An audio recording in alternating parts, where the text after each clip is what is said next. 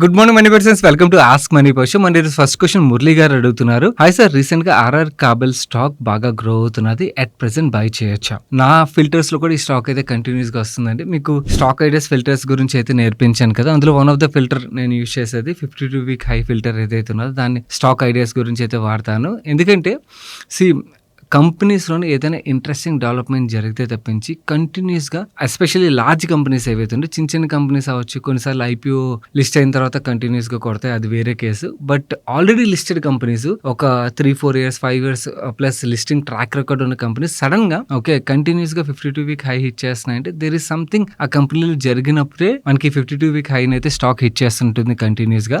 ఈ కంపెనీలో జరుగుతున్న ఇంట్రెస్టింగ్ డెవలప్మెంట్ పార్ట్ ఏంటి అది మీకు ఎక్స్ప్లెయిన్ చేస్తాను. అది ఎక్స్ప్లెయిన్ చేసిన తర్వాత దాన్ని బట్టి మీరు మీ డెసిషన్ అయితే తీసుకోవచ్చు.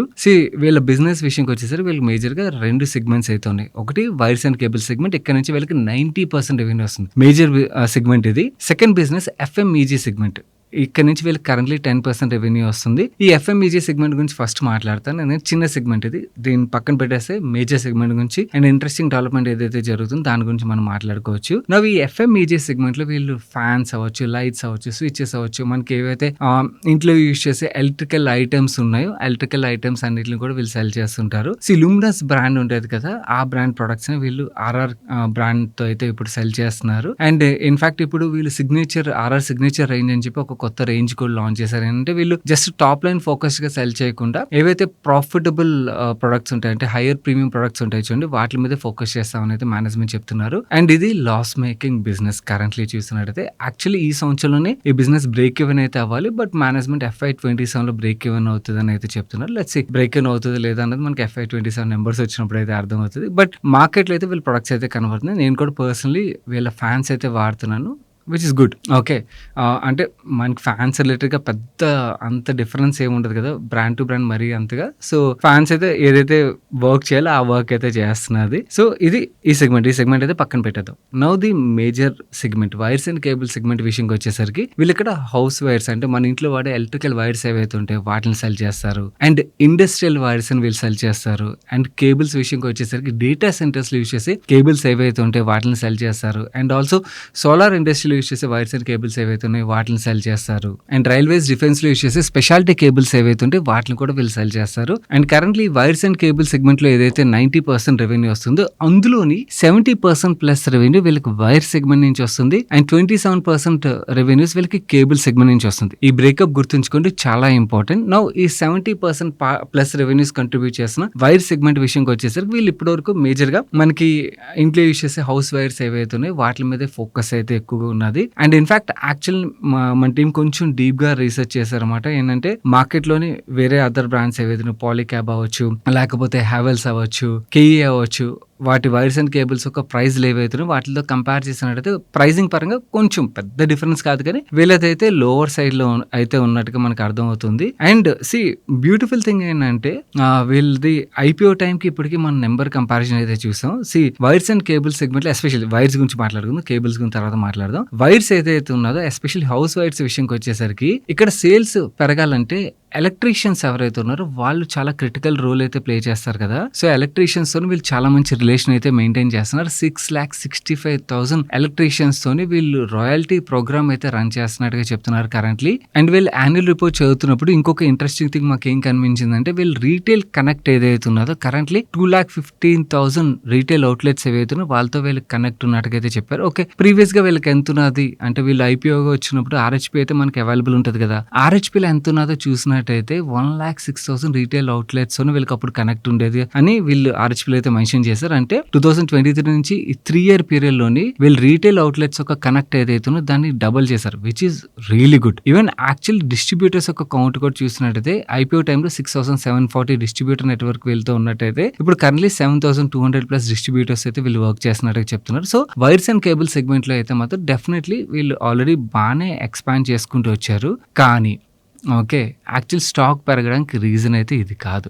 స్టాక్ పెరగడానికి రీజన్ ఏంటంటే వీళ్ళు మేజర్‌గా ఈ వైర్ సెగ్మెంట్ ఏదైతే ఉన్నదో ఈ బిజినెస్ అయితే ఇలా గ్రో అవుతది. బట్ వీళ్ళు ప్రెడామినెంట్‌లీ వీళ్ళు ఫోకస్ మొత్తం కేబుల్ సెగ్మెంట్ ఏదైతే ఉన్నదో దాంట్లో ఫోకస్ చేయబోతున్నట్టుగా చెప్తున్నారు. దట్ టు ఇన్‌స్టిట్యూషనల్ కేబుల్స్ ఏవైతే ఉంటాయో వాటిల మీద ఫోకస్ చేయబోతున్నట్టుగా చెప్తున్నారు. ఎందుకంటే ఇక్కడ డిమాండ్ బాగా కనబడుతుందని అయితే మేనేజ్మెంట్ చెప్తున్నారు. మనకి డేటా సెంటర్స్‌లో యూజ్ చేసేవి అవ్వచ్చు, లేకపోతే రైల్వేలోని, డిఫెన్స్‌లోని యూజ్ చేసే ఏవైతే కేబుల్స్ ఉంటాయో సో ఆ ప్రీమియం రేంజ్ ఎస్పెషల్లీ బీ2బీ సెగ్మెంట్ ఏదైతే ఉన్నదో బీ2సీ కన్నా కూడా ఈ బీ2బీ సెగ్మెంట్ మీద ఎక్కువగా ఫోకస్ చేయబోతున్నట్టుగా చెప్తున్నారు. ఎందుకంటే ఇక్కడ వీళ్ళు హైయర్ మార్జిన్ క్లియర్లీ కనబడుతుంది. అండ్ ఇన్ఫాక్ట్ యాక్చువల్లీ ఏంటంటే హౌస్ హోల్డ్ వైర్ సెగ్మెంట్ ఏదైతే ఉందో దాంట్లోని ప్రొడక్ట్ ఎడ్జ్ క్రియేట్ చేయడం కష్టం కదా. ఎందుకంటే అందరూ సెల్ చేసే వైర్లు రేంజ్ ఏదైతే ఉన్నదో అవే ఉంటాయి. దాంట్లోని వీళ్ళ ప్రోడక్ట్ బాగుంది, వాళ్ళ ప్రోడక్ట్ బాగుంది అని చెప్పి ఎలక్ట్రీషియన్ చెప్తారు. కానీ ప్రాక్టికల్లీ మాట్లాడుకున్నట్టయితే ఆల్మోస్ట్ అన్ని వైర్స్ చేసే పని ఒకటే. సో ఆ ప్రొడక్ట్ రిలేటెడ్ ఎడ్జ్ క్రియేట్ చేయడం కష్టం. Only brand edge and distribution edge మాత్రమే క్రియేట్ చేసుకోగలుగుతారు. వేరే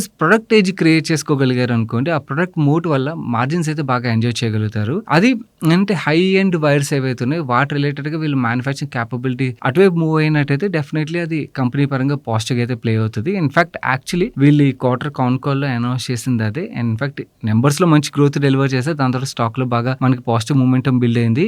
అది మాత్రమే కాకుండా వీళ్ళు కాన్ఫరెన్స్ కాల్ లో ఏం చెప్పారంటే ఆల్రెడీ వీళ్ళు కెపాసిటీ ఎక్స్పాన్షన్ రిలేటెడ్ గా 300 crores అయితే ఇన్వెస్ట్ చేశారు. అండ్ ఓవరాల్ గా నెక్స్ట్ 3 years లోని వీళ్ళు 1200 crores వీళ్ళు క్యాపెక్స్ మీద స్పెండ్ చేయబోతున్నట్టు చెప్తున్నారు. ఏదైతే కెపాసిటీ మీద వీళ్ళు స్పెండ్ చేయబోతున్నారు దీంతో వీళ్ళ కెపాసిటీ 1.7 times అయితే గ్రో ఉన్నది. నౌ జస్ట్ కెపాసిటీ యాడ్ అవడం మాత్రమే కాదు, ఈ కెపాసిటీ ఎక్స్పాన్షన్ వీళ్ళు స్పెషలైజ్డ్ ప్రొడక్ట్స్ అయితే యాడ్ చేస్తున్నారు. కరెంట్లీ వీళ్ళ రేంజ్ చూసినట్టయితే 66 kV వరకు మ్యానుఫ్యాక్చర్ చేసే క్యాపబిలిటీ అయితే వీళ్ళ దగ్గర ఉన్నది. నో ఈ కెపాసిటీ ఎక్స్పాన్షన్ వీళ్ళు ఏం చేస్తున్నారంటే 220 kV వరకు వీళ్ళు మ్యానుఫ్యాక్చర్ చేసే క్యాపబిలిటీని అయితే పెంచుకున్నారు.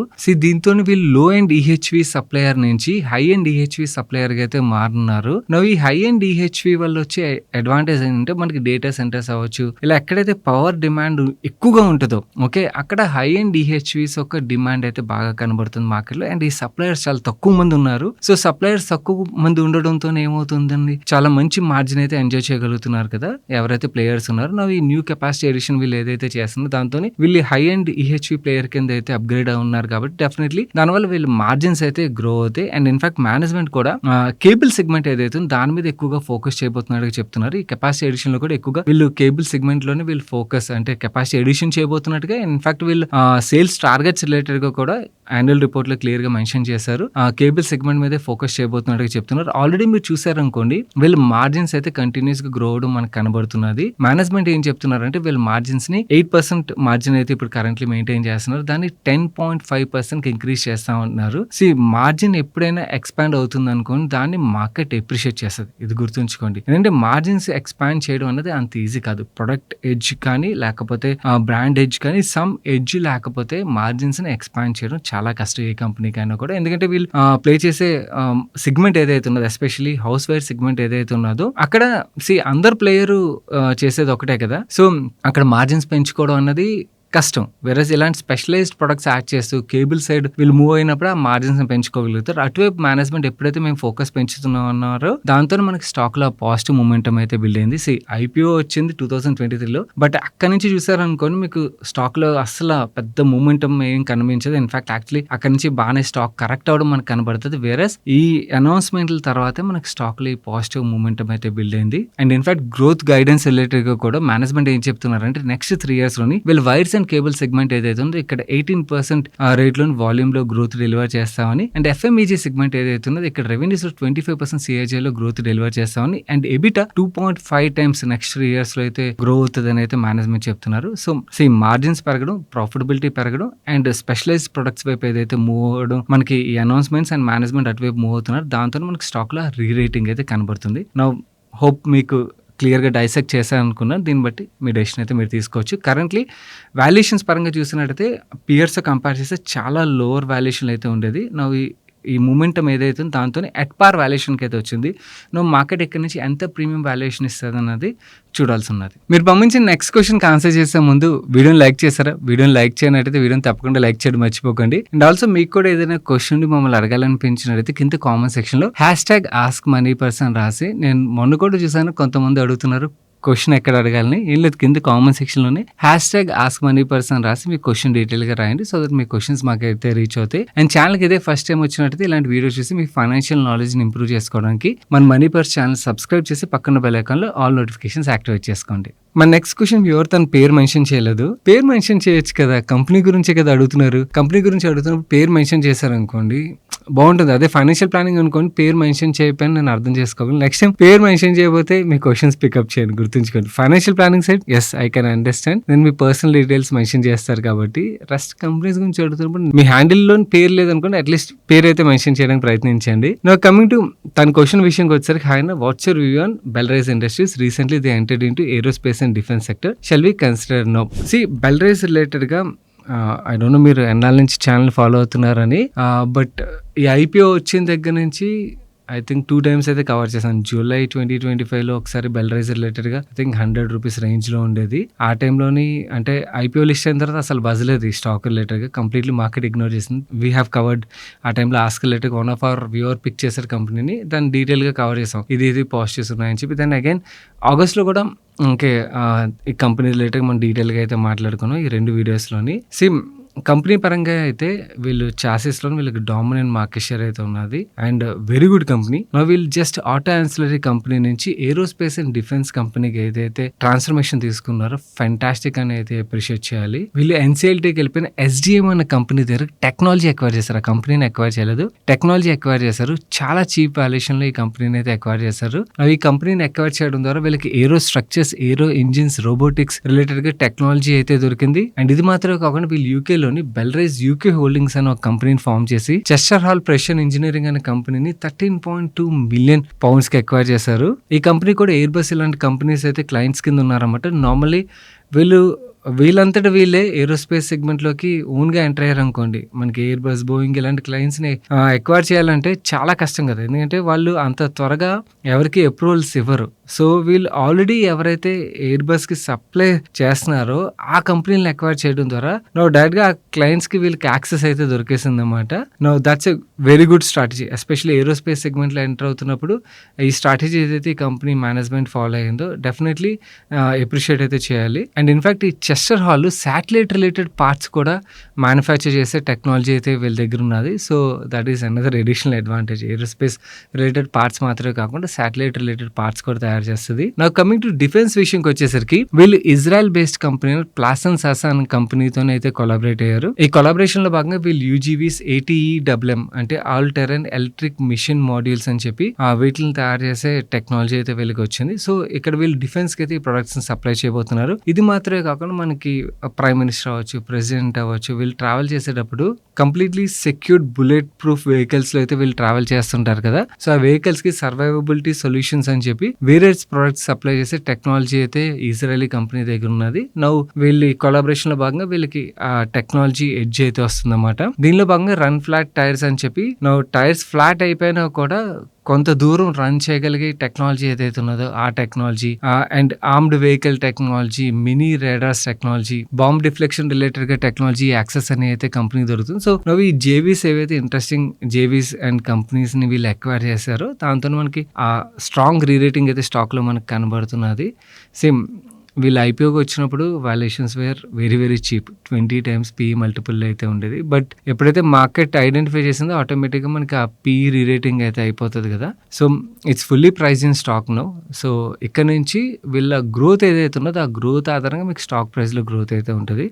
PE రీరేటింగ్ అయితే మీరు యాంటిసిపేట్ చేయొద్దు, ఎందుకంటే మార్కెట్ ఐడెంటిఫై చేయనప్పుడు మనకి ఆ సర్ప్రైజ్ ఫ్యాక్టర్ ఉంటుంది, దానివల్ల మనకి ఆ అడిషనల్ ఆల్ఫా అయితే కంపెనీలో దొరుకుతుంది. వేరే మార్కెట్కి ఆల్రెడీ తెలిసిపోయింది అనుకోండి, ఓకే, మీకు అడిషనల్ ఆల్ఫా అయితే రాదు. ఓన్లీ మీకు కంపెనీ యొక్క గ్రోత్ ఆధారంగా మీకు స్టాక్ ప్రైస్ లో కూడా గ్రోత్ ఉంటుంది. బిజినెస్ పరంగా very good business and management తీసుకున్న స్టెప్స్ కూడా చాలా మంచి స్టెప్స్ అయితే తీసుకున్నారు. And in fact aerospace and defence segment ఏదైతే ఉన్నదో హై ఎంట్రీ బ్యారియర్ అండ్ మోట్ ఉన్న సెగ్మెంట్, ఆ సెగ్మెంట్స్ లోకి వీళ్ళు ఎక్విజిషన్ అండ్ కొలాబరేషన్ ద్వారా ఎంటర్ అయ్యారు కాబట్టి డెఫినెట్లీ ఇక్కడ నుంచి కూడా మంచి గ్రోత్ అయితే యాంటిసిపేట్ చేయొచ్చు. మన నెక్స్ట్ క్వశ్చన్ మహిమ గారు అడుగుతున్నారు. I'm unmarried and working in IT industry and recently laid of.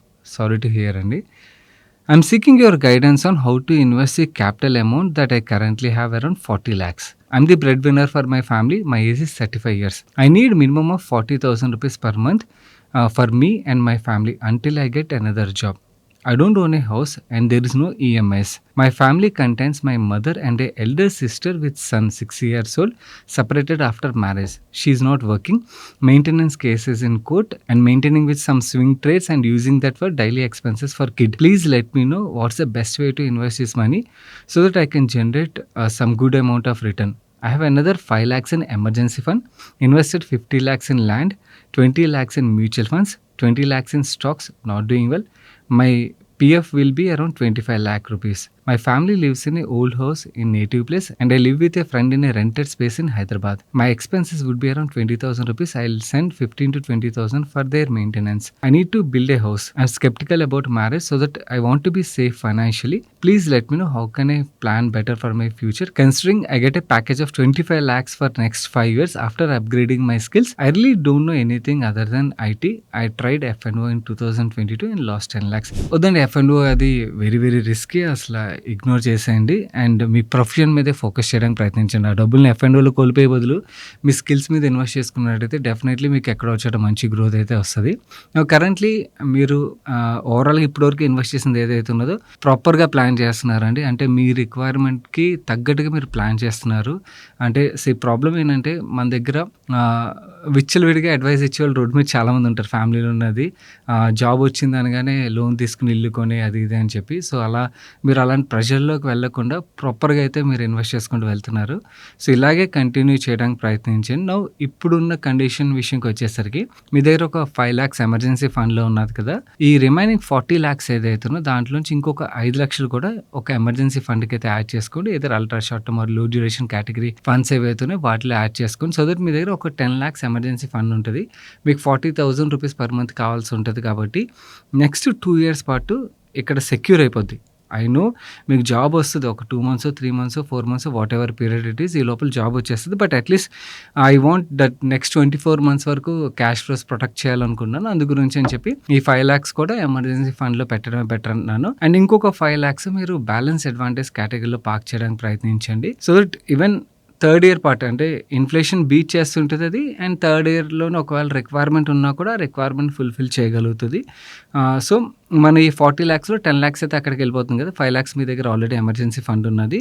Remaining 30 lakhs ఏదైతే ఉన్నదో అది లాంగ్ టర్మ్కి ఇన్వెస్ట్ చేసుకోండి. మీ రిస్క్ అప్టైట్ బట్టి మీకు మ్యూచువల్ ఫండ్ వీడియో ఏదైతే రీసెంట్గానే చేసాం అందులోని రిస్క్ అప్టైట్ని బట్టి మనకి డిఫరెంట్ పోర్ట్ఫోలియోస్ అయితే డిస్కస్ చేశాను. సో మీ రిస్క్ అప్టైట్ ఏంటన్నది మీకు ఆల్రెడీ కొంచెం వరకు ఐడియా ఉంటుంది. ఒకవేళ లేనట్టయితే రిస్క్ ప్రొఫైలర్ క్వశ్చనర్ ఉంటుంది, మీరు గూగుల్ చేసినట్టయితే ఆ క్వశ్చనర్ ఆన్సర్ చేశారు అనుకోండి, మీ రిస్క్ అప్టైట్ ఏంటన్నది అదే చూపించేస్తుంది. దాన్ని బట్టి మీ పోర్ట్ఫోలియో ఎలొకేషన్ రిలేటెడ్గా కాల్ అయితే తీసుకోవచ్చు. సో అక్కడ నేను డిఫరెంట్ పోర్ట్ఫోలియోస్ ఏ ఇన్వెస్టర్స్కి ఎలాంటి పోర్ట్ఫోలియో ఇప్పుడున్న మార్కెట్ కండిషన్ బట్టి సూట్ అవుతుంది, ఏ ఫండ్ సూట్ అవుతాయని అయితే డిస్కస్ చేశాను. ఒకసారి చూడండి, that will help you. So ఇలా ప్లాన్ చేసుకోవడం వుడ్ బి బెటర్ అవుతుంది. అండ్ ఈవెన్ హోమ్ లోన్ రిలేటెడ్గా కూడా నా సజెషన్ ఏంటంటే మీ నెక్స్ట్ జాబ్ ఏదైతే ఉంటుందో ఆ జాబ్ వచ్చిన తర్వాత ఒక 1 to 2 years ఆగండి. ఆ 1 to 2 years ఆగిన తర్వాత డెసిషన్ తీసుకోవడం వుడ్ బి బెటర్ అంటాను. అండ్ ఇన్ఫ్యాక్ట్ 1 to 2 years ఆగడం కన్నా కూడా I will give you financial target అన్నమాట. మీ నెట్వర్త్ ఓవరాల్గా ఒక 2 crores ప్లస్ క్రాస్ అయిన తర్వాత ఇల్లు కొనడానికి ఆలోచించండి. ఎందుకంటే మీరు ఇల్లు కొనేటట్టయితే హైదరాబాద్లోనే పర్చేస్ చేస్తారు కాబట్టి మినిమం 1 కోటి రూపాయలు అయితే స్పెండ్ చేయాలి. 1 కోటి పైన అవుతుంది ఇంటీరియర్స్ ఇవన్నీ రిజిస్ట్రేషన్ కలిపినట్టయితే. సో మీరు ఇక్కడ అప్పు ఏదైతే తీసుకుంటారో మీ నెట్వర్త్ నెగిటివ్లోకి వెళ్ళకుండా చూసుకోండి. ఓకే, మీరు లెట్సే ఒక 1,20,00,000 1,30,00,000 వర్త్ ఇల్లు కొన్నారనుకోండి. ఓకే, మీ నెట్వర్త్ 2 కోట్ల పైన మీ సేవింగ్స్ అన్నీ కలిపి ఉన్నాయనుకోండి. ఓకే, రేపు ఉదయం మీరు ఇల్లు కొన్న తర్వాత మళ్ళీ అగైన్ జాబ్ రిలేటెడ్గా ఎటువంటి రిస్క్ వచ్చినా కూడా ఏదైతే మన అవుట్ స్టాండింగ్ ఉన్నదో దాన్ని చాలా వరకు మీరు ఏదైతే మీ సేవింగ్స్ ఉందో దాని నుంచి క్లియర్ చేయగలుగుతారన్నమాట. ఇబ్బంది పడరు, ఫైనాన్షియల్ ఇబ్బంది పడకుండా ఉంటారు. అందుకని మీ నెట్వర్త్ 2 crores క్రాస్ అయిన తర్వాత ఇల్లు రిలేటెడ్గా ఆలోచించండి. ఎందుకంటే మీరు ఇప్పుడు ఇంకా అన్మ్యారీడే కాబట్టి మీరు రెంటెడ్ ప్లేస్లో మేనేజ్ చేయగలరని అనుకుంటున్నాను ఒక 4-5 years వరకు. దాని తర్వాత you can take your call. Okay, even job రిలేటెడ్గా ఒకవేళ బెటర్ క్లారిటీ వచ్చిందనుకోండి ఇంకా ముందుగానే మీకు ఈవెన్ ఆ టైంలో అయినా కూడా మీరు కాల్ తీసుకోవచ్చు. All the best. మన నెక్స్ట్ క్వశ్చన్ ఆచార్య గారు అడుగుతున్నారు. టెన్కో క్లీన్ ఎయిర్ స్టాక్ గురించి డీటెయిల్ గా వీడియోలో చెప్పండి సాయి గారు. ఈవీ పెనిట్రేషన్ వల్ల ఈ స్టాక్ ఏమైనా ఎఫెక్ట్ ఉంటుందా? లాంగ్ టర్మ్ కి మల్టీబ్యాగర్ అయ్యే ఛాన్సెస్ ఉన్నాయా? You picked up a fantastic company అండి. I don't know how did I missed it. మీరు ఈ కంపెనీ రిలేటెడ్ గా అడిగిన తర్వాత టీమ్ కి అయితే వర్క్ చేయమని చెప్పాను. వర్క్ చేసి వాళ్ళు డేటా ఇచ్చాక నాకైతే మైండ్ బ్లోయింగ్ అనిపించింది. సో ఇది ఆటో యాన్సిలరీ కంపెనీ కదా. నార్మల్లీ ఆటో ఇండస్ట్రీలోని డామినెన్స్ ఎవరిది ఉంటుంది? ఓఈఎంస్ ఉంటుంది. ఎందుకంటే వాళ్ళు మల్టిపుల్ ఆటో యాన్సిలరీ కంపెనీస్ ఏవైతే ఉంటే వాళ్ళ దగ్గర నుంచి ప్రొడక్ట్స్ అయితే కొంటుంటారు. సో ఓఈఎంస్ ఏం చేస్తే ఈ auto ancillary companies products supply చేసిన తర్వాత కొన్నాళ్ళకి వాళ్ళకి డబ్బులు పే చేస్తారు కదా. వెరీస్ ఈ టెన్కో ఒక మీరు cash conversion cycle, working capital cycle చూడండి. Negative working capital cycle company ఇది. That speaks volumes about this company's technology edge అన్నమాట. సో ఎందుకంటే ఓఈఎంస్ వీళ్ళకి ముందుగా డబ్బులు ఇచ్చి వీళ్ళ దగ్గర ప్రొడక్ట్ కొనుక్కున్నారు. సో అది చాలా రేర్ గా, అంటే వాళ్ళ దగ్గర టెక్నాలజీ ఎడ్జ్ లేకపోతే అలా జరగదు కదా. సో నాకైతే అది బాగా నచ్చింది. ఇన్ఫాక్ట్ డెట్ ఫ్రీ కంపెనీ, వీళ్ళ ఆర్ఓసీ చూడండి, ఫెంటాస్టిక్ ఆర్ఓసీ జనరేట్ చేస్తున్నారు. అండ్ ఆర్డర్ బుక్ పరంగా మనం చూసినా కూడా 12,400 crores ఆర్డర్ బుక్ అయితే ఉన్నది. అంటే నెక్స్ట్ 2 years వీళ్ళ రెవెన్యూస్ రిలేటెడ్ గా ఆల్రెడీ వీళ్ళ దగ్గర అడ్వాన్స్ గా ఆర్డర్స్ అయితే ఉన్నాయి. అండ్ కంపెనీ యొక్క ప్రొడక్ట్ సెగ్మెంట్ విషయంకి వచ్చేసరికి వీళ్ళు 2 segments అయితే ఆపరేట్ చేస్తున్నారు. ఒకటి clean air and power train segment, ఇంకోటి అడ్వాన్స్ రైడ్ టెక్నాలజీ సెగ్మెంట్. వీళ్ళ clean air and power train segment ఏదైతే ఉందో ఇక్కడ నుంచి వీళ్ళకి 49% రెవెన్యూస్ అయితే కరెంట్లీ వస్తున్నాయి. వీళ్ళు ఇక్కడ ఎలాంటి ప్రొడక్ట్స్ సప్లై చేస్తారంటే ఫ్యూయల్ బర్న్ అయిన తర్వాత మనకి వేరే హార్మ్ఫుల్ గ్యాసెస్ అయితే జనరేట్ అవుతాయి కదా. సో అవి బయటకు వచ్చేసాయి అనుకోండి, పొల్యూషన్ వచ్చేస్తుంది కదా. సో అందు గురించి అని చెప్పి ఎమిషన్ నార్మ్స్ ఉంటాయి. సో ఎమిషన్ నార్మ్స్ ని ఈ ఓఈఎంస్ అయితే మీట్ అవ్వాల్సి ఉంటుంది. సో అవి మీట్ అవ్వడానికి ఏవైతే మనకి హార్మ్ఫుల్ గ్యాసెస్ ఫిల్టర్ అవ్వడానికి ఈ క్లీన్ ఎయిర్ రిలేటెడ్ గా వీళ్ళు వేరే ప్రొడక్ట్స్ అయితే ఓఈఎంస్ సప్లై చేస్తారు. అండ్ పవర్ ట్రైన్ సెగ్మెంట్ లో వీళ్ళు పిస్టన్స్, బేరింగ్స్, స్పార్క్ ప్లగ్స్ ఇవి ఏవైతే ఉన్నాయో ఈ ప్రొడక్ట్స్ అన్ని కూడా వీళ్ళు సప్లై చేస్తారు. కమింగ్ టు వీళ్ళు అడ్వాన్స్ రైడ్ టెక్నాలజీ సెగ్మెంట్ ఏదైతే ఉన్నదో ఇక్కడ షాక్ అబ్జార్బర్స్, అది బేసిక్ కాదు, ఇన్ఫాక్ట్ యాక్చువల్లీ టెక్నాలజీ ఎడ్జ్ ఉన్న షాక్ అబ్జార్బర్స్ అయితే వీళ్ళు సప్లై చేస్తారు. And in fact Mahindra XUV 7X vehicle ఏదైతే ఉన్నదో దాంట్లోని వీళ్ళ అడ్వాన్స్ షాక్ అబ్జార్బర్స్ అయితే యూజ్ చేస్తున్నారు. రీసెంట్ గా వీళ్ళు ఇండియన్ మార్కెట్ కోసం ఇంట్రడ్యూస్ చేశారన్నమాట. డావెన్సీ DCX టెక్నాలజీతో ఈ షాక్ అబ్జార్బర్స్ వీళ్ళు ఇంట్రడ్యూస్ చేసినట్టుగా చెప్తున్నారు. దీంతో వచ్చే అడ్వాంటేజ్ ఏంటంటే రోడ్ కండిషన్స్ బట్టి అది ఏంటంటే వెహికల్ ఒక వైబ్రేషన్, మీకు ఇక్కడ స్క్రీన్ మీద చూపిస్తాను చూడండి. నార్మల్ షాక్ అబ్జార్బర్ ఏదైతే ఉన్నదో అది లచ్చే రోడ్ లోని గుంతలు ఎక్కువగా ఉన్నాయనుకోండి, ఓకే, ఆ వైబ్రేషన్స్ అన్ని ఎక్కువగా ఉంటాయి కదా. వేరేస్ ఈ DaVinci DCX technology shock absorbers ఏవైతే ఉన్నాయో అది రోడ్ కండిషన్ ని అబ్జార్బ్ చేసుకుంటుంది. అండ్ స్పీడ్ తో సంబంధం లేకుండా, రోడ్ కండిషన్ తో సంబంధం లేకుండా డబుల్ కంఫర్ట్ ఎక్స్ట్రా, దాన్ని వీళ్ళు DCX అని అయితే పిలుస్తారన్నమాట. ఆ డబుల్ కంఫర్ట్ ఎక్స్ట్రా అని అయితే ఈ షాక్ అబ్జార్బర్స్ ప్రొవైడ్ చేస్తున్నట్టుగా చెప్తున్నారు. అండ్ ఇన్ఫాక్ట్ మహీంద్రా వీళ్ళని అడిగినట్టుగా, అంటే వాళ్ళకి అలాంటి ప్రొడక్ట్ కావాలని అడిగినట్టుగా, సో వీళ్ళు ఆ ప్రొడక్ట్ ని ఇన్నోవేట్ చేసి మహీంద్రాకి డెలివర్ చేస్తున్నట్టుగా చెప్తున్నారు అన్నమాట. సో ఇలాంటి టెక్నాలజీ మూవ్ ఉన్నదంటే డెఫినెట్లీ కంపెనీ పరంగా చాలా మంచి గ్రోత్ అయితే ఉంటుంది కదా. అదే మనకి వీళ్ళ ఆర్డర్ బుక్ లో అయితే కనబడుతున్నది. Or even working capital cycle అవ్వచ్చు, క్యాష్ కన్వర్షన్ సైకిల్ అవ్వచ్చు, వీటిలో కనబడుతున్నది. కరెంట్లీ వాల్యుయేషన్స్ పరంగా చూసినా కూడా అంటే పెద్దగా ర్యాలీ అయితే అవ్వలేదు లిస్ట్ అయిన తర్వాత, బట్ రీసెంట్ గా స్టాక్ కొంచెం పాజిటివ్ అయితే మూవ్ అవడం కనబడుతున్నది. సో ఎస్పెషలీ మనకి ప్రశాంత్ జైన్ గారు 3P ఫండ్ ఎక్వైర్ చేసింది కదా. సో వాళ్ళు స్టేక్ ఎక్వైర్ చేసిన షేర్ హోల్డింగ్ లో ఎప్పుడైతే కనబడుతుందో దాని తర్వాత మనకి కొంచెం ఆ పాజిటివ్ బస్ అయితే కనబడుతున్నది. బట్ డెఫినెట్లీ మార్కెట్ ఐడెంటిఫై చేస్తే మాత్రం ఈ వాల్యుయేషన్ ఉండకపోవచ్చు. ఎందుకంటే మనం పియర్స్ కంపేర్ చేసాం అనుకోండి, ఎవరి దగ్గర అయితే టెక్నాలజీ ఎడ్జ్ ఉన్న పియర్స్ ఉన్నారో అవన్నీ కూడా చాలా హైయర్ వాల్యుయేషన్ అయితే ట్రేడ్ అవుతున్నాయి వీళ్ళతో కంపేర్ చేసినట్టయితే. ఎస్, మీరు అడిగిన లాస్ట్ పార్ట్ ఏదైతే ఉన్నదో ఈవీ పెనిట్రేషన్ వల్ల వీళ్ళకి ఎఫెక్ట్ ఉంటుందా అంటే, ఓకే, కంప్లీట్లీ మనకి ఈవీ సైడ్ మనం షిఫ్ట్ అయిపోయాం అనుకోండి, డెఫినెట్లీ ఎఫెక్ట్ ఉంటుంది. బట్ ఆ టైం అయితే పట్టొచ్చు కదా. సో అప్పటి వరకు అయితే మాత్రం డెఫినెట్లీ బిజినెస్ పరంగా అయితే ఇన్ఫాక్ట్ నెక్స్ట్ 2 yearsకి వీళ్ళకి వాళ్ళ దగ్గర కంప్లీట్ ఆర్డర్ బుక్కే ఉన్నది. అండ్ ఇన్ఫాక్ట్ వీళ్ళు ఇండియాని హబ్ కింద చేస్తామని అయితే మేనేజ్మెంట్ చెప్తున్నారు. అంటే ఇండియా నుంచి గ్లోబలీ వీళ్ళు ఎక్స్పోర్ట్ చేయడానికి చూస్తున్నట్టయితే చెప్తున్నారు. అండ్ వీళ్ళు మ్యానుఫ్యాక్చరింగ్ ప్లాంట్స్ రిలేటెడ్గా కూడా వీళ్ళ దగ్గర కరెంట్లీ 12 మ్యానుఫ్యాక్చరింగ్ ఫెసిలిటీస్ అయితే ఉన్నాయి. ఇంకొక 2 ఫెసిలిటీస్ని కూడా వీళ్ళ దగ్గర ఏదైతే ఆర్డర్ డిమాండ్ కనబడుతుందో దాంతో ఇంకో 2 న్యూ ఫెసిలిటీస్ని కూడా వీళ్ళు యాడ్ చేస్తున్నట్టుగా అయితే చెప్తున్నారు. ఇది కంపెనీ రిలేటెడ్గా you picked up A fantastic company అండి. నేనే మీకు థ్యాంక్స్ చెప్పాలి.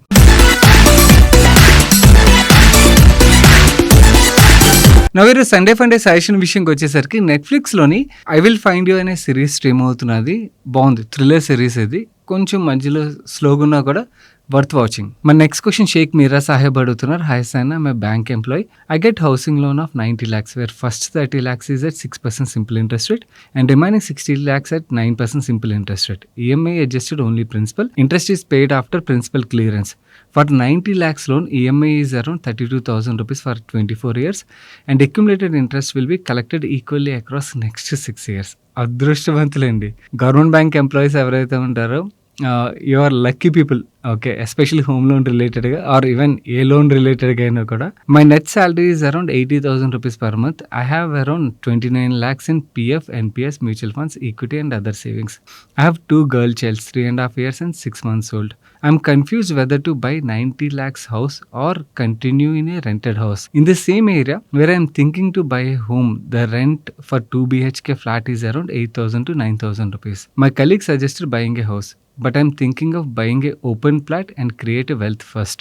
Please suggest which is better. My parents are 55 and 50 years old and they have 20 lakh savings and a own house in village where my sister is residing, and she is single parent for 2 children, 14 years and 12 years old. My wife is a homemaker. మీరు growth పరంగా అడుగుతున్నట్టయితే మాత్రం definitely ల్యాండే అండి.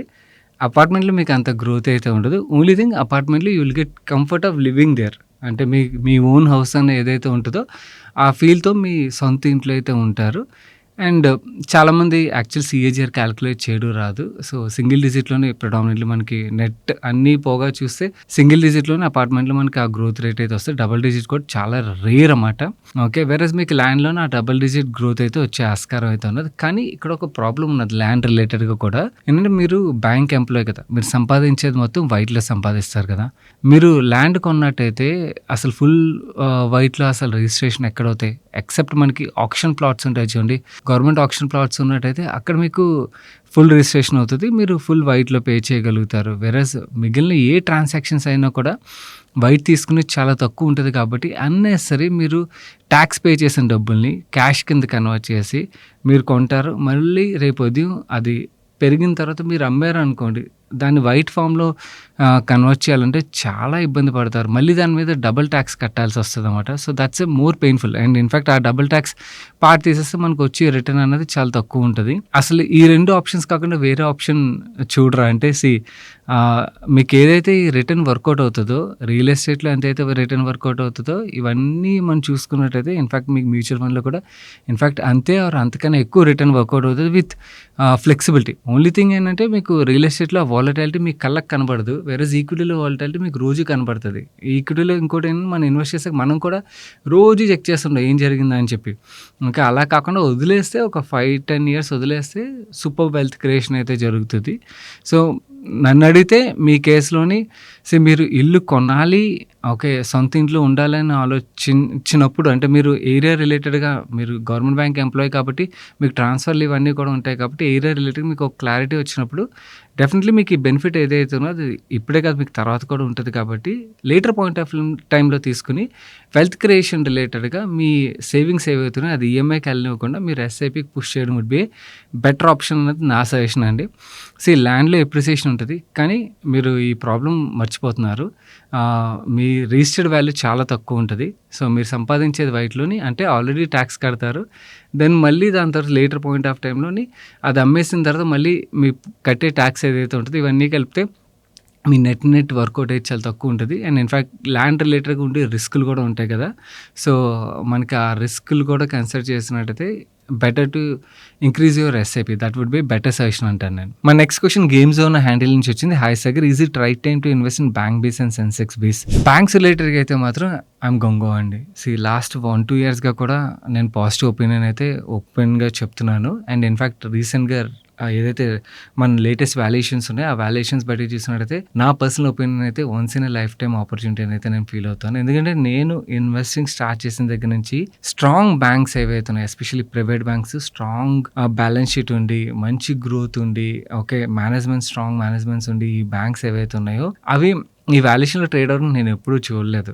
Okay, ఒక టైంలోని బ్యాంక్స్కి market 3 times 4 times, in fact Bandhan bank నా బాగా గుర్తు ఐపీఓ టైంలో 8 times 9 times price book multiple అయితే ట్రేడ్ అవుతుండేది. సో బంధన్ ఒకదాని గురించి అని మాట్లాడలేదు, జస్ట్ ఎగ్జాంపుల్ చెప్తున్నాను. అంటే అంత ప్రీమియం వాల్యుయేషన్ మార్కెట్ ఇస్తూ ఉంటుంది బ్యాంక్స్ రిలేటెడ్గా. వెరస్ ఇప్పుడు కంప్లీట్లీ బ్యాంక్స్ మార్కెట్ మర్చిపోయింది. అదొక విధంగా మంచిది. ఎవరైతే లాంగ్ టర్మ్ ఇన్వెస్టర్స్ ఉంటారో మార్కెట్లో మనకి ఈ ఇర్రాషనల్ బిహేవియర్ ఏదైతే ఉంటుందో అలాంటప్పుడు మనకి మంచి కంపెనీస్ని రైట్ వాల్యుయేషన్ బై చేసి కంఫర్టబుల్లీ కూర్చోగలం, పీస్ఫుల్గా కూర్చోగలుగుతాం అన్నమాట. బ్యాంక్స్ విషయంకి వచ్చేసరికి ఇండియాలోని especially private banks, large private banks ఏవైతే ఉన్నాయో they are really good. Okay, only thing ఏంటంటే గ్రోత్ ఏదైతే మిస్ అయిందో ఇప్పుడు కరెంట్‌లీ చూసినట్టయితే లాస్ట్ 1 ఇయర్‌లో అడ్వాన్స్ బుక్‌లో మనకు గ్రోత్ కనబడుతుంది. అగైన్ ఆ గ్రోత్ లాస్ట్ 2-3 ఇయర్స్‌లో ఏదైతే మిస్ అయిందో, ఆ గ్రోత్ మిస్ అవ్వడం అండ్ ఎఫ్ఐఎస్ అవుట్‌ఫ్లో ఏదైతే ఉన్నదో, ఎఫ్ఐఎస్ ఒక హోల్డింగ్ మేజర్‌లీ బ్యాంక్స్‌లో ఉండేది కదా! ఎఫ్ఐఎస్ అవుట్‌ఫ్లోస్ వల్ల అవ్వచ్చు. ఓవరాల్‌గా బ్యాంకింగ్ స్టాక్స్ అయితే డెడ్ చీప్ వాల్యుయేషన్‌లో అయితే ట్రేడ్ అవుతున్నాయి. అందుకని మనం చూసినట్టయితే మనకి బ్యాంక్స్ అండ్ ఎన్‌బీఎఫ్‌సీలోని మీరు చూసారనుకోండి large stake acquisition related deals అంటే మనకి ఆర్‌బీఐలోని, శ్రీరామ్ ఫైనాన్స్‌లోని స్ట్రాటజిక్ ఇన్వెస్ట్‌మెంట్స్ రావడం. ఇవన్నీ కూడా ఎలాంటి టైంలో జరుగుతదంటే ఆ సెక్టర్ కంప్లీట్‌లీ మార్కెట్ మర్చిపోయి చీప్ వాల్యుయేషన్ ఉన్నాయనుకోండి. అలాంటి టైంలో మనకి ఇలాంటి డీల్స్ ఆ సెక్టర్‌లో ఎక్కువగా వింటుంటాం అన్నమాట. సేమ్ థింగ్ ఇప్పుడు బ్యాంకింగ్ అండ్ ఎన్‌బీఎఫ్‌సీలోని రెండిట్లోని జరుగుతున్నది. And I'm 100% sure okay. ఈ వాల్యుయేషన్‌లో అయితే బ్యాంక్స్‌ని మళ్ళీ మనం చూడం. ఒక 3 ఇయర్స్ తర్వాత, 4 ఇయర్స్ తర్వాత ఐ డోంట్ నో మార్కెట్ ఎప్పుడు ఆ రేటింగ్ ఇస్తదన్నది. ఎఫ్ఐఎస్ ఇన్వెస్ట్ చేయడం స్టార్ట్ చేశారనుకోండి మళ్ళీ అగైన్ మనీ ఎక్కడికొస్తదంటే మన లార్జ్ ప్రైవేట్ బ్యాంక్స్ ఏవైతే ఉన్నాయో వాటిలోకి మేజర్‌లీ వస్తది. మిగిలిన కంపెనీస్‌లో కూడా ఎళ్తది. బట్ వీటిలోకి మేజర్‌గా వస్తది. అండ్ దెన్ లిక్విడిటీ ఇవన్నీ కూడా ఎక్కువ ఉంటది. అండ్ గ్రోత్ రేట్ ఎలాగా ఉన్నది ఇండియన్ బ్యాంకింగ్ సిస్టమ్ గ్రో అవ్వడానికి అయితే స్కోప్ అయితే చాలా ఉన్నది. సో వాల్యుయేషన్స్ పరంగా అయితే మాత్రం once in lifetime opportunity అని అయితే ఫీల్ అవుతారు. ఓన్లీ థింగ్ మీ రిస్క్ అపెటైట్ అండ్ మీ పేషెన్స్ లెవెల్స్ 1 ఇయర్, 2 ఇయర్స్‌లోనే మార్కెట్ ఐడెంటిఫై చేస్తదా లేదా అంటే ఎవరం చెప్పలేం. ఎందుకంటే ఏదైనా థీమాటిక్ ఇన్వెస్ట్‌మెంట్ అన్నది 5 ఇయర్స్, 7 ఇయర్ హోల్డింగ్ పీరియడ్ ఉన్నప్పుడే థీమాటిక్ ఇన్వెస్టింగ్ అనేది చేయాల్సి ఉంటది. సో ఎవరికైతే ఆ రిస్క్ అపెటైట్ ఉండి అండర్‌స్టాండింగ్ అండ్ హోల్డింగ్ పీరియడ్ ఉంటదో అలాంటి వాళ్ళకి పోర్ట్‌ఫోలియోలోని ఆల్ఫా క్రియేట్ చేసుకోవాలి. లో రిస్క్‌లోని ఆల్ఫా క్రియేట్ చేసుకోవాలనుకున్నట్టయితే ఇలాగ మనకి beaten down sectors and high strong బిజినెస్‌లు ఉన్న సెక్టర్స్ ఏవైతే ఉన్నాయో అవి మంచి వాల్యుయేషన్‌లో దొరికినప్పుడు వాటిని యాడ్ చేసుకోవడం ఈజ్ ద రైట్ థింగ్ అవుతది. So I'm very very positive. Okay. So ఎవరైనా కూడా బ్యాంకింగ్‌లోని అంటే డైరెక్ట్ స్టాక్స్‌లో ప్లే చేయడం అనేది చాలా కష్టం కాబట్టి బ్యాంకింగ్ ఫండ్స్ ద్వారా కానీ లేకపోతే ఈటీఎఫ్స్ అవ్వచ్చు. It's up to you. మీకు ఏది కంఫర్టబుల్ ఉంటే ఆ ఇన్‌స్ట్రుమెంట్ ద్వారా ప్లే చేయడం would be the right decision అన్నది నా ఒపీనియన్ అయితే అండి. నౌ కమింగ్ టు సెన్సెక్స్ రిలేటెడ్‌గా అడిగారు కదా! I'm not a index guy. I'm predominantly mid and small cap investor or valuations పరంగా ఇప్పుడు ఈవెన్ లార్జ్ క్యాప్‌లో కూడా నాకు వాల్యుయేషన్స్ చీప్ ఉన్నాయనుకోండి. మనది రీసెంట్‌గా ఒక వీడియో అయితే చేశాను. అందులో ఇండిగో రిలేటెడ్‌గా మనం మాట్లాడుకున్నాం. ఓకే. ఎందుకంటే వాల్యుయేషన్స్ చాలా చీప్ ఉన్నది అండ్ స్ట్రాంగ్ మోట్ ఉన్నది. స్ట్రాంగ్ మోట్ ఉన్న బిజినెస్‌లు వేరియస్ రీజన్స్ వల్ల మనకి వాల్యుయేషన్స్ పరంగా చీప్‌గా దొరుకుతున్నాయి అనుకోండి. అలాంటి వాటిని చూడడానికి ప్రిఫర్ చేస్తాను. కానీ నేను I'm not a conservative index investor కాదు. సో ఇండెక్స్‌లో ఇన్వెస్ట్ చేయాలంటే ఇన్వెస్ట్ చేసుకోవచ్చు ఎప్పుడైనా కూడా. మీరు higher single digit or just double digit kind of return expect చేస్తున్నారంటే you can think of investing. That's the safest one. కానీ ఇన్‌ఫాక్ట్ మీ ఏజ్ నాకు తెలీదు. ఒకవేళ if you are a younger person then index కన్నా look at flexi caps or large and mid cap category or even risk appetite మీద allow చేసినట్టయితే look at small caps because that is where you can create long term alpha. మన next question Purna గారు అడుగుతున్నారు. Hi Sagar, I'm regular follower of your channel from last 5 years. Thanks to entire Money Purse team for your valuable contribution towards financial education. Most welcome అండి. My question is regarding Nava share which I'm tracking from last 6 months and currently trading at a PE of 21. Company is well diversified and I have gone through their annual report and con call and I felt it has great potential to grow from here. Could you please share your thoughts on this? Below are my findings. Metal division silicon, manganese and ferro silicon చేస్తారు. And energy డివిజన్లోని thermal plants తెలంగాణలో ఉన్నది, ఒడిస్సాలో ఉన్నది, ఆంధ్రప్రదేశ్లో ఉన్నది and జాంబియాలో ఉన్నది. మీరు actually Bhadrachalam వెళ్తున్నారు అనుకోండి, వీళ్ళ ప్లాంట్ కనబడుతుంది అన్నమాట ఆన్ ద వేలోని.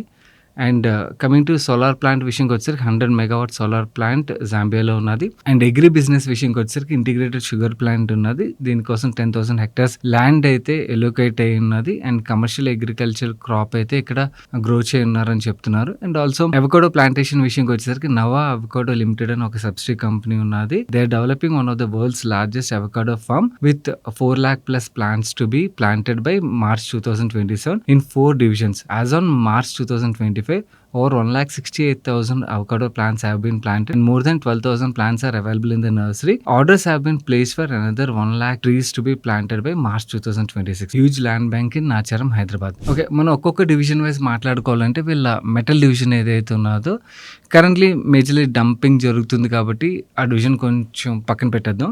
అది పక్కన పెడితే వీళ్ళ మెజారిటీ ఆఫ్ ద రెవెన్యూ వచ్చేది పవర్ సెగ్మెంట్ నుంచి అండి. సేమ్ కరెంట్లీ 70% రెవెన్యూ అయితే అక్కడి నుంచి వస్తుంది.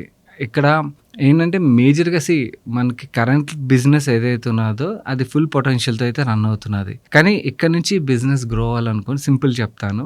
వీళ్ళు ఏదైతే న్యూ ప్లాంట్ రిలేటెడ్గా మాట్లాడుతున్నారో జాంబియాలోని ఆ ప్లాంట్ కమిషన్ అయిన తర్వాత మనం నెక్స్ట్ లెవెల్ ఆఫ్ గ్రోత్ అయితే చూడొచ్చు. జాన్ 2027లో కమిషన్ అవుతదని అయితే చెప్తున్నారు. అండ్ వీళ్ళ సోలార్ ప్లాంట్ రిలేటెడ్ జూలై 2026లో కమిషన్ అవుతదని చెప్తున్నారు. So solar plant related revenue అయితే మనం చూడొచ్చు కమింగ్ క్వార్టర్స్‌లోని. బట్ ఏదైతే జాంబియాలో ఎడిషనల్ పవర్ సెకండ్ ఫేజ్ ఏదైతే ఉన్నదో అది కమిషన్ అవ్వడానికి టైం పడతది. ఇండియా విషయంకి వచ్చేసరికి ఆల్రెడీ వీళ్ళ ప్లాన్స్ అయితే ఫుల్ కెపాసిటీతో రన్ అవుతున్నాయి. ఒక మేజర్ అడ్వాంటేజ్ మనం మాట్లాడుకోవాల్సింది వీళ్ళకి తెలంగాణలో ఏదైతే పవర్ ప్లాంట్ ఉన్నదో దానికి కోల్ సింగరేణి నుంచి అయితే వస్తది. సో సింగరేణి వాళ్ళు కోల్ ప్రైజెస్ అయితే రెడ్యూస్ చేశారు. దానివల్ల వీళ్ళకి పాజిటివ్ అని అయితే చెప్తున్నారు. అది కమింగ్ క్వార్టర్స్‌లో ఎలా రిఫ్లెక్ట్ అవుతుందో చూడాల్సి ఉన్నది. అగ్రి బిజినెస్ రిలేటెడ్‌గా అంటారా? షుగర్ బిజినెస్ రిలేటెడ్‌గా ఇంకా టైం పడతది. అవకాడో బిజినెస్ రిలేటెడ్‌గా కూడా పెద్దగా సిగ్నిఫికెంట్ రెవెన్యూస్ అయితే మీరు ఇమ్మీడియేట్‌గా చూడలేకపోవచ్చు. కొన్నాళ్ళు టైం పడతది. FY 27లో అయితే 1000 టన్స్ హార్వెస్ట్ చేస్తామని చెప్తున్నారు. అక్కడి నుంచి ఎవ్రీ ఇయర్ వీళ్ళు హార్వెస్టింగ్ డబుల్ అవుతది టిల్ 2034 అని అయితే మేనేజ్మెంట్ చెప్తున్నారు. అండ్ ఈ అవకాడో బిజినెస్ నుంచి వీళ్ళు పీక్ రెవెన్యూ 2032లో హిట్ చేయొచ్చు అని అయితే మేనేజ్మెంట్ చెప్తున్నారు. సో మేజర్‌గా మనం గ్రోత్ ట్రిగర్స్ గురించి అయితే వెయిట్ చేయాల్సి ఉంటుంది బిజినెస్ రిలేటెడ్.